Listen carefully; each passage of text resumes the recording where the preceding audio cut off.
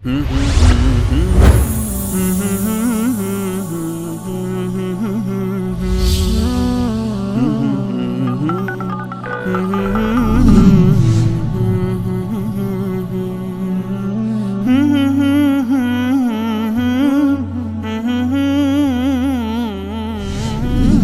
الله الرحمن الرحیم.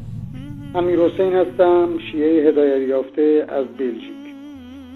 یک موردی رو میخواستم عرض کنم و جوابش رو از شیعه ها میخوام. آیه شریفه لا اکراه فی الدین قد تبین من الرشد والغی یکفر بالطاغوت و یؤمن بالله و استمسک بالعروة الوثقی.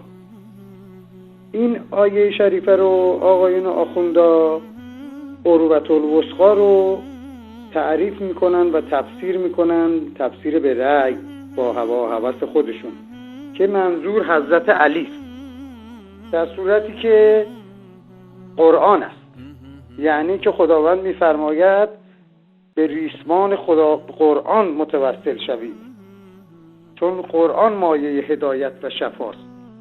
میخواستم اینو آقایون شیعیان که تلفن میکنن، به خصوص این آدمخواران ولایت، جواب بدن با سند و مدرک که از کجا آوردن این تفسیر رو که عروة الوثقی یعنی حضرت علی رضی الله عنه.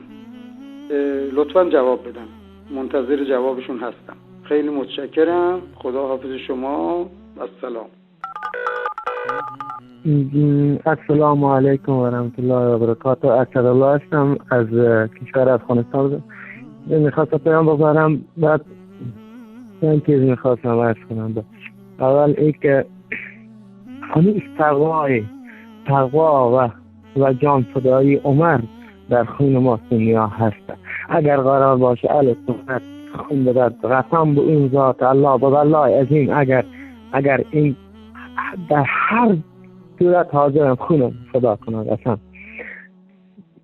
بعد میخواستم یک سلام جاودانه و گرم از صمیم قلب خود به مولانا انصاری و بالخصوص مسلمانان اهل سنت در ایران و بخصوص مولانا عبدالحمید جان نثار و شیخ محمد خالد دیگر نداشتم. خدا جان ما فدای ابوبکر و عمر عثمان علی.